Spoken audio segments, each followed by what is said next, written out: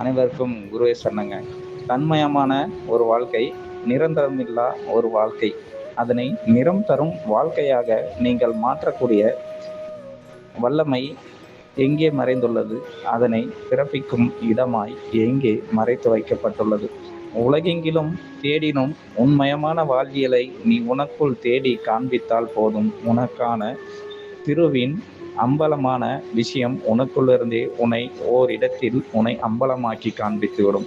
கல்வி கற்றவனெல்லாம் கல்விக்கு இரையாகி போன காலத்தில் கல்விதனையே தனக்குள் இறை பெறும் மாபெரும் சக்தியாக மாற்றக்கூடிய ஒரு வல்லமையான அம்பலமான ஒரு வாழ்வு உனக்குள்ளே மறையப்பட்டிருக்கிறது. அம்பலத்தினை திறவுகோலாய் ஒருவன் திறந்து காண்பிக்குவான். அவனே பேரம்பலத்தின் எல்லையாகவும் அவனே உனக்குள் இருந்தே ஒவ்வொரு நொடியும் அவதரிப்பான். அவனின் வாழ்க்கையை மட்டும் நீ ஒரு கணம் காண்பித்து விட்டால் போதும். உனக்கான வாழ்வியலின் மொத்த சுவைதனையும் உன்னுள்ளிருந்தே திரைமறைவில் காண்பித்து விடுவான்.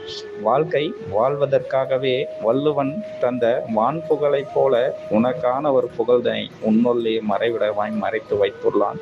அம்மறைப்பொருளின் உச்சத்தை நீ தொடும் வேளையில் உனக்கான உச்சகட்ட வாழ்வியலில் திறவுகோல் அனைத்தும் உன்னிடமே வந்து சேரும்.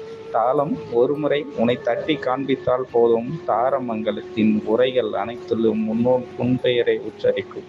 அனைத்தையும் அறியும் மாபெரும் வல்லமை உன்னிடத்திலிருந்தே பிறப்பெடுக்கும் என்பதனை நீயும் ஒரு கணம் உணர்ந்து விட்டால் போதும். உலக தத்துவங்கள் அனைத்திலும் நீயே உனக்குள் மறைப்பொருளாய் மறைந்திடுவாய்.